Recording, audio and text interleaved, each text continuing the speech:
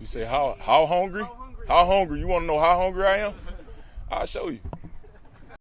Want to watch football without the restrictions of blackouts or cable? Check out expressvpn.com to help you get access to all the live games. Sign up today using the link in the description to get 3 free months. Yo, what up, Bolt fam? It's the director. Chargers fans, does this feel like one of the most exciting Chargers training camps that we've had in a long time, or is it just me? Is it the brand new roster, all the superstars we've got on here, or the fact that things are really starting to gel in camp, displaying some really awesome potential for what we could see during kickoff? So today we're going to be talking about playing a little bit of catch up on what's been going on at training camp, some of the stories that we've been following, and some of the potential that it could mean for the Chargers coming up this upcoming September during kickoff, man. It's just right around the corner. Preseason, we're like a week, less than 2 weeks away from preseason kickoff for the Chargers. It's all coming in pretty quickly here, man. Now, this Chargers training camp really did start off, let's say, on the side of turning heads towards the defense, right? Those dudes have really been showing out, showing the moxie of a Brandon Staley, his defensive genius, while also showing how intelligently this roster has really been boosted and constructed over one offseason. But you know what? When you got a top 5 quarterback like Justin Herbert, an offense that was top 5 last season, they're not going to lay down, and they definitely did strike back this last weekend. Also, the Chargers may have added even another weapon for Justin Herbert over the weekend. So we got a lot to catch up on, a lot to talk about. It should be a very good one today. So on the topic of the brand new weapon, it was Sage Surratt, tight end, former Lion and USFL player. My question for the comments today is going to be, what role is Sage Surratt going to be playing with the Bolts, and how does this affect the tight end position? Are we going to start seeing more of a battle between him, McKitty, and Donald Parham? Is anybody's job in jeopardy? Let me know in the comments section below. But before we do kick off, guys, hit us up with a like and sub. If you do enjoy this Chargers content, the small amount of time you guys take to hit the like, sub, and bell notification helps me out a lot. Let's get into this one. Lights, camera, action!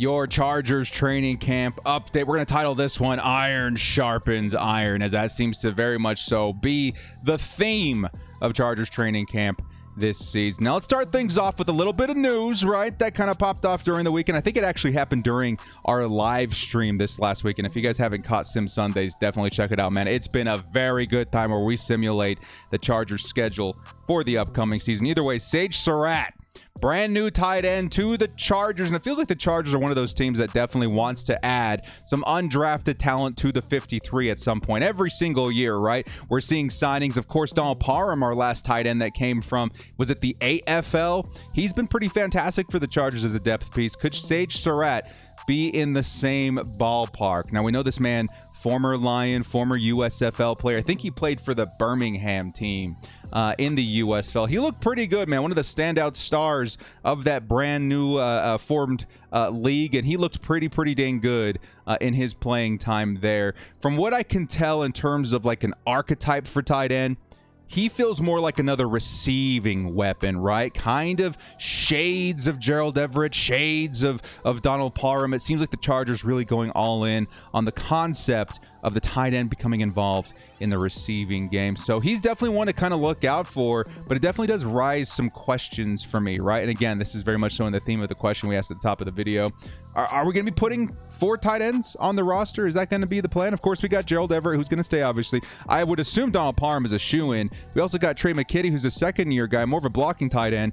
Does this mean the Chargers are going to want to roster yet another guy? Or is, Sage Surratt more of a camp kind of dude? We'll have to wait and see. It does kind of feel like it's trending that way, which also kind of begs the question, what's the Chargers doing at fullback, right? We've seen some pretty good and big plays from Xander Horvath. Of course, we got Gabe Jackson, who's already in there, or Gabe Neighbors, I should say, who's already in there competing for the fullback position, where in years past we saw the tight end also line up at fullback quite a bit. So it's kind of interesting to see what the Chargers are doing here. It just does seem like they are covering their bases in terms of options for Justin Herbert in terms of receivers from the tight end position. And Surratt does carry some upside. I'll say I saw some pretty big plays from him. Definitely has some speed on him and good routes and catching as well. So kind of exciting to see. We'll have to wait and see how that develops. Next up on the itinerary, and this is going to continue to be a theme every single time we fire up and Derwin James doesn't have, a very long-term contract with the Chargers. Like I said before, the expected contract for Derwin James probably going to be in the realm between $18.5 and $20 million per season, but he has yet to be extended by the Chargers. And yes, this has caused maybe some concern among the Chargers fans, like, oh my gosh, what happened? What's going to happen if we can't, come to terms with Derwin James? Is there a chance that we lose him? At this point in time, I'm really not too concerned about that. It really does feel like Derwin and the Chargers, there's no complications. The only complication being on maybe the dollar value, talking to agents, et cetera, et cetera. Again, very, very formumatic. Is that even a word? It's just something that happens in the NFL. And until they come to terms, it's almost even better for Derwin James to not risk injury during practice. Now, again, it's very important that he does sync with the defense, show his leadership skills, but he really is much so involved, right? Still working with players through walkthroughs. He's coaching, he's leading, he's playing the leadership role without getting his hands dirty quite yet. So I wouldn't worry too much about Derwin. Still, again, the update as of right now, hasn't gotten a contract, but again, like before, I would expect this to happen literally any day now. Okay, so let's move on to some of the cool things that we've seen during camp so far, especially as we have padded up on Monday. Finally, the Chargers getting some of that contact in there, showing some of those competitions heating up on the offensive line, defensive line. There's a lot of depth all over this Chargers roster. You're certainly going to find a lot of players fighting for a roster spot. So let's start with the big first thing that I think is very important to point out in terms of a position of weakness in 2021, the Chargers run defense, right? This first segment here is called a promising run stuffing turnaround. And it's because the Chargers run defense, we saw signs of it last week, of course, no contact, no pads or anything like that. But we saw some signs in terms of we're looking pretty good, right? Sebastian Joseph Day, Austin Johnson, Tito, a couple other big guys up the middle, even at linebacker, really showing a lot of improvement in terms of the Chargers' capability to defend against the run. You know what? Austin Eckler himself has been talking a lot about the Chargers run defense turnaround, right? Specifically about how tough it is to run on this team, especially through the middle now, right? Sebastian Joseph Day, Austin Johnson, these guys are making a big difference, and they have shown a lot of big plays, I would say, throughout the entirety of training camp so far, in at least becoming disruptive up the middle. But what's kind of interesting to see is when you add players like that on the defensive line at that level, it also does affect pretty much everything above it, including the linebackers playing just behind them. Those big-bodied guys, especially guys like Kyle Van Noy, who's been seeing a lot of playing time at inside linebacker, he's definitely been able to disrupt versus the run a lot more because of the help that they're getting up the middle. And that also goes in the same area as your edge rushers as well. Khalil Mack has been disrupting the run quite a bit. Joey Bosa's been getting involved. When you really have some solid guys playing up the middle, the ripple effect is definitely being felt. So Kyle Van Noy, I would say he's really shaping up to be a very solid man in the middle with Drew Tranquill. Those guys have been playing absolutely fantastic from the middle, and it does also give the Chargers a bit of flexibility in terms of who they have in the middle of the field, because both Drew Tranquill and Kyle Van Noy, not too bad versus the pass either. Now, a slight note here as we're going along, Drew Tranquill is dealing with a light groin injury. I don't think he's been in pads quite yet. Maybe he has, and not for too long, but that has been noted as something not too serious. It's not going to be anything that lingers, maybe more on the precautionary side. As another light note to that note, you have to really commend Brandon Staley and his foresight, his paying attention to detail in terms of trying to keep this team healthy. Of course, knock on wood, not always is that going to be under your control, but it feels like when Brandon Staley is faced with a decision in terms of keeping players healthy, he always errs on the side of caution. And maybe, just maybe, that's why the Chargers are reflecting as a much more, I would say, healthy team over the last 2 seasons. Again, knock on wood, because that is probably the biggest threat to the Chargers right now. But it really does feel like the precautions have taken a step in the right direction to try and prevent that. Lastly, in terms of a promising run stuff, Corey Linsley, one of the best centers in football, one of the best, all-around linemen in football, offensive linemen. He did mention Sebastian Joseph Day by name, saying that he's one of the best nose tackles that he has ever faced in his 8-year career, which is really, really saying something. That's coming in via Daniel Popper.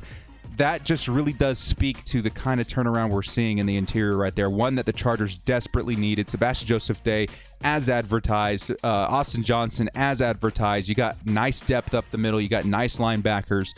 Things are really starting to turn in a different direction for the Chargers run D. Now, speaking of that defensive line, let's talk a little bit about these two dudes, man. Joey Bosa, Khalil Mack. Now, we spent a good amount of time talking about them in the last video. There's a reason that they're going to be coming right back here again, man. These guys are looking absurdly tuned in, right? What that means is that these guys look like they're ready to rock and roll, like they've been playing together for the longest time, which is something that Joey Bosa mentioned in one of his early pressers. But one of the biggest things that's really shocking me right now is the way that Khalil Mack is treating training camp, the way that he looks in the preseason is kind of unbelievable to me, right? Because Mack is looking shockingly motivated.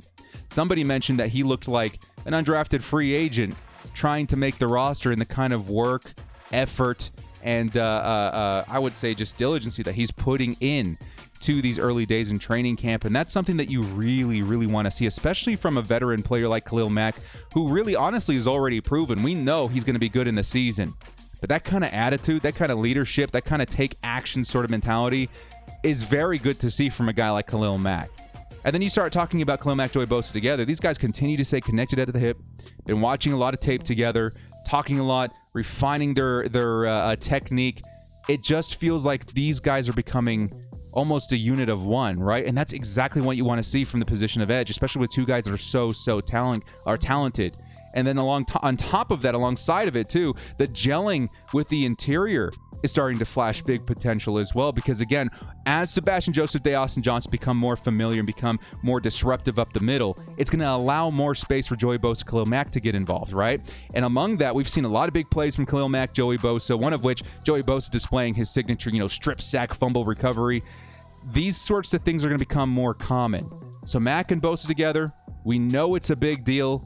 But these guys, in turn, are taking it equally as serious as we are making it up to be in our minds, which is almost as insane as the pairing coming together in the first place. So Joey Bosa, Khalil Mack, these guys are both really, really stepping up. Joey Bosa, for the most part in his career, at least from my perspective, has been more reserved in terms of his speaking up and stuff like that. But he's really been involved with that defense, with Khalil Mack. These two are really starting to lead the charge there on that defensive line. That's a very good sign for the season to come.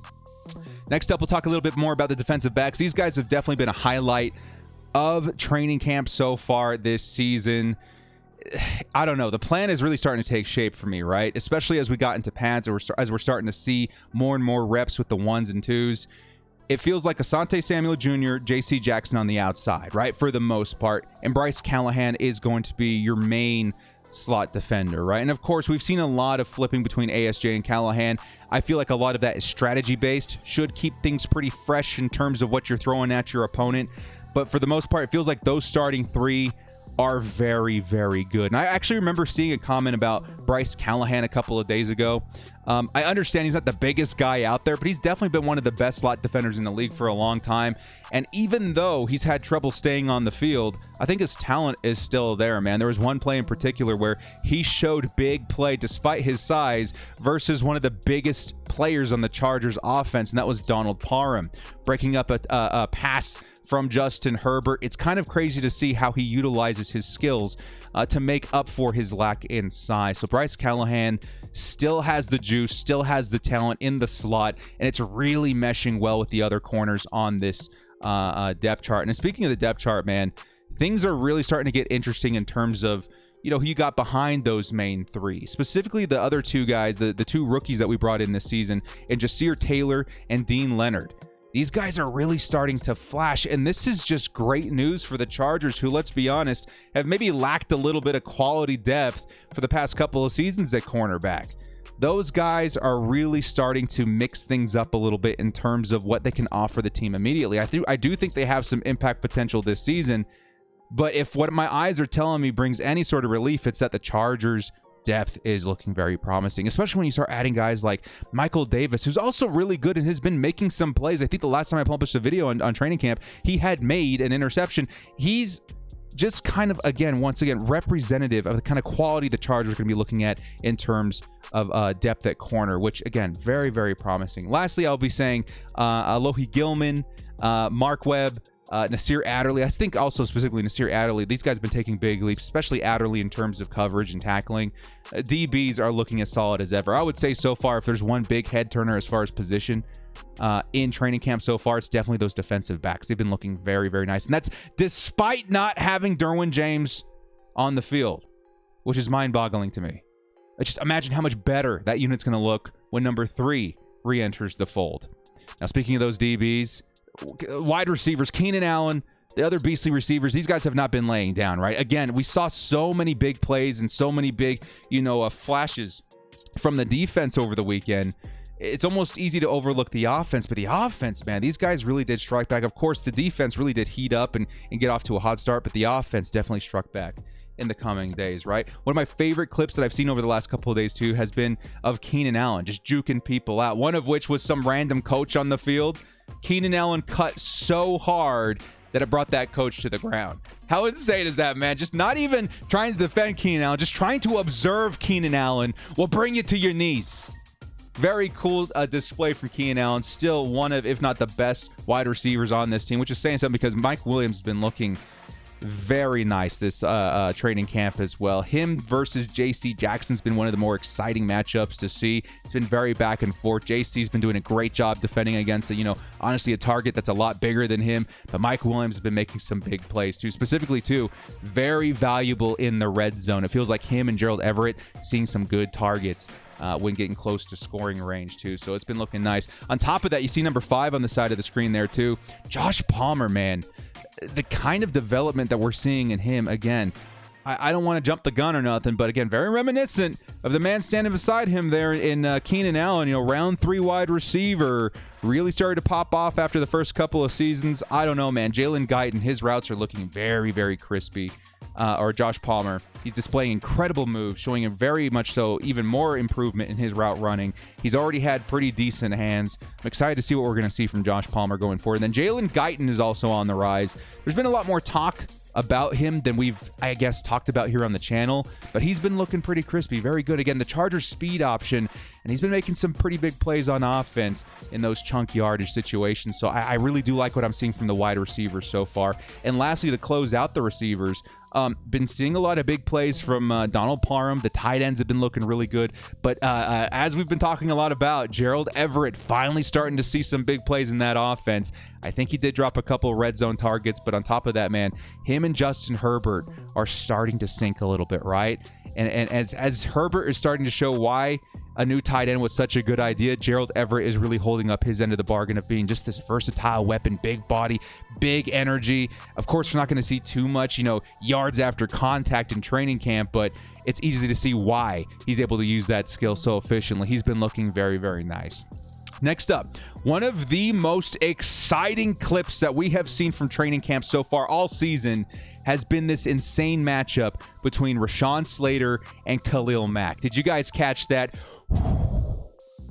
I don't know how you can display so much talent and power between two players where it almost seems like they both won at the same time.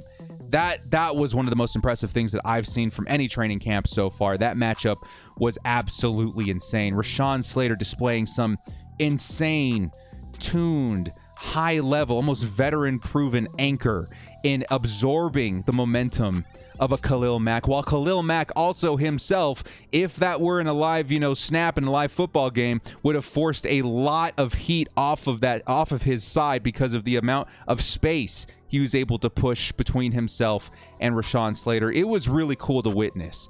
It also shows that, again, the theme being iron sharpens iron, this offensive line is going up against the best of the best in the NFL, the best that the league has to offer in Khalil Mack and Joey Bosa. You can see Rashawn Slater benefiting from it, really displaying his talent. You can see the other guys really benefiting from, let's say, going up against the interior. Sebastian Joseph Day has been incredible. Austin Johnson, of course, Joey Bosa.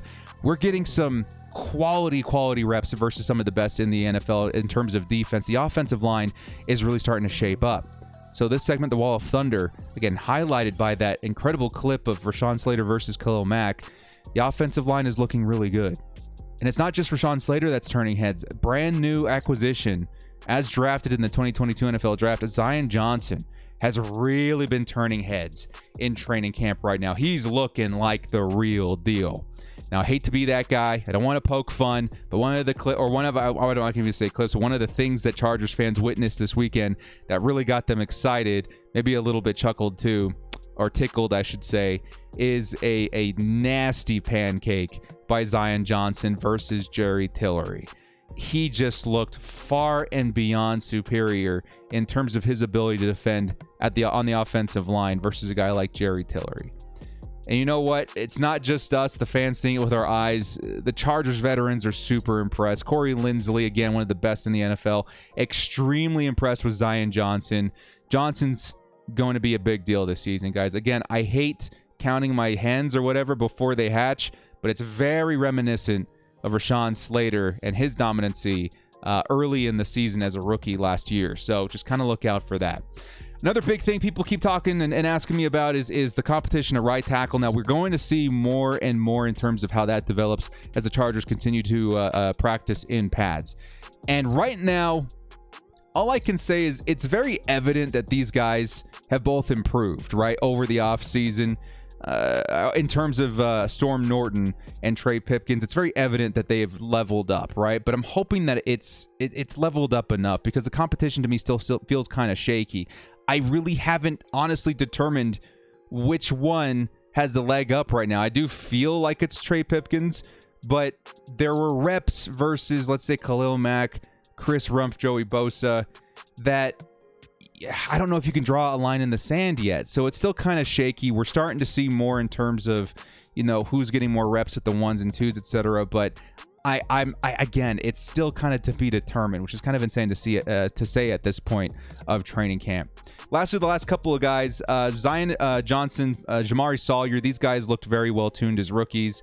Staley did mention he was super impressed with him. He also mentioned a lot about Matt Filer and Corey Linsley. These guys look as ready as ever. Of course, we expect that for them. And Staley commented on Filer specifically saying, man, it's kind of easy to forget how good these guys are, you know, seeing them come back in a training camp and just be so dominant. One player that I did want to highlight in terms of giving him somewhat of his own segment here is going to be number 29 with the Chargers, Mark Webb. Mark Webb is starting to emerge as kind of a defensive sleeper, right? It seems that Brandon Staley specifically is getting very excited about getting Mark Webb more and more involved after missing time with an injury last season, right? And Webb has been seen more involved, not just as a whole, but even with the ones lately, right? He's been seen especially patrolling the middle of the field in what's called the money position. That's your hybrid linebacker safety. And again, seeing him play with the ones, I don't know, it just feels like Staley is molding him to be kind of in the same category as a Derwin James-like player. Of course, Derwin far and above in talent, but the versatility is what I think is getting Brandon Staley pretty excited, right? This guy plays slot, linebacker, safety. That carries a lot of potential if you can deliver in terms of your talent. And so far, Mark Webb, at least from the kind of, I don't know, opportunity that he's been getting in training camp, is impressing Brandon Staley. Staley does say that they are very focused on improving his tackling. Of course, when you're going to be playing that close to the line of scrimmage, you got to get a little bit better at it. But you add on top of that Mark Webb's size. I think he's somewhere around 6'2". His speed, again, very reminiscent of Derwin James. Mark Webb could definitely, I don't know, emerge as a defensive sleeper in 2022. I think he might become more impactful than a lot of us are thinking right off the bat. So I don't know, just wanted to kind of keep your eye on. And lastly, to close out this video, I wanted to give a nod to special teams, because special teams may end up being one of those units that's make or break, right? The Chargers have had pretty bad special teams for the longest time, and finally we're starting to see some improvement from this unit, which, again, if they can just play average, a little above average, a little below average, whatever, I think the Chargers are going to be in a good spot. And right now, we're seeing signs of the Chargers special teams adding some improvement this season. You're not going to see him. I think he's number 16. I think he's the one holding the kickoff right here. J.K. Scott, brand new punter for the Chargers. This kid's actually showing a lot of promise. And as I mentioned a couple of videos ago, it's kind of funny. In Madden Ultimate Team, if you add the kid, he's got a star development, right? Which means that somebody somewhere saw something in J.K. Scott that said, hey, he's going to be pretty good playing punter in the NFL. And in his time right now with the Chargers in training camp, he's looking very, very nice. His hang time, his distance, as far as punters are concerned, are very, very good. I think the average hang time, if I was reading correctly, is somewhere around 4.4 seconds. He's averaging somewhere around 5, which is definitely not bad. So the Chargers might have themselves a nice punter again. TBD, got to wait and see more reps, but he's looking good. Already a good sign. The Chargers also did sign the best long snapper in football, who was a free agent last offseason, in Josh Harris, who's already adding value as the league's best, at the position right now. Again, there's times or something as far as the snap from long snapper to the holder or whatever. It shows that he's got a very nice time, one of the best in the league. So it's good to see the Chargers putting resources into special teams. The biggest one I would say right now, though, that's kind of getting people excited is probably DeAndre Carter. Brand new Chargers returner who's also going to be playing a splash of wide receiver as well. This dude's looking pretty good, man, especially in terms of his speed and his burst. Of course, that's going to translate in terms of your return game, but I think what's getting people excited is what he's offering on offense right now. He caught a few touchdowns during red zone drills. He's looking really good. That speed is something that the Chargers desperately needed, and maybe the Chargers had that in DeAndre Carter all along. So I guess we're going to have to wait and see. So as far as Chargers training camp right now, bottom line, again, we're kind of waiting. We're just got into drills as far as, putting on the pads and seeing these competitions develop. But right now, again, where the Chargers defense was super dominating, the Chargers offense has certainly struck back. Those red zone drills a couple days ago really were exciting for a lot of people to watch. Chargers wide receivers are looking as incredible as ever. The tight ends are looking very talented. The position's looking deep. Running back right now is probably the one that I'm kind of waiting to see a little bit more on. Of course, we've got Austin Eckler, who's looking great, but I want to see more from Isaiah Spiller, who has been looking really good too. Xander Horvath has made some big plays. Larry Roundtree, Letty Brown, those other, free agent guys too. We're waiting to see a little bit more from them, but right now everything's looking really, really good. Shockingly good, right? And again, that underlying theme of iron sharpens iron, I think is going to continue, not only letting these guys gel quicker than normal, what you would normally see from such a large turnover over any offseason, but as well as just the quality of play that you're going to get from them right away, off the bat. Week 1 versus the Raiders, Week 2 versus the Chiefs, those are going to be very important.